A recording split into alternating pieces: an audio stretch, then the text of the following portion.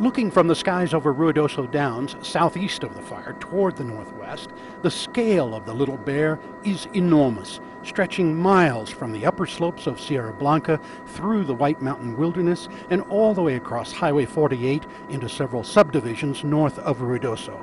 Late in the day, high west to southwest winds were pushing intense fire rapidly eastward and northeastward through the dry trees, grass, and underbrush. No one has had time to count how many in all, but homes have been destroyed. Many more are threatened. More than 300 firefighters on the ground are making stands where they can. Even the Sierra Blanca ski area is wetting down its structures. Air tankers battled the heavy turbulence close to the ground as long as they could today before winds got too strong and threatened their safety. They were suspended in the afternoon. Helicopter crews have continued to work close around the residential areas, trying to slow the flames near homes.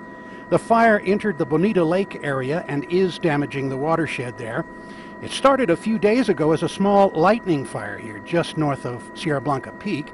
Yesterday, it was 100 acres and 100% contained, but gusty winds helped it jump the containment lines. Through the night, it was burning about 1,000 acres per hour. As the fire continues to rapidly grow, more evacuations are being ordered. Bob Martin, KRQE News 13, near Ruidoso.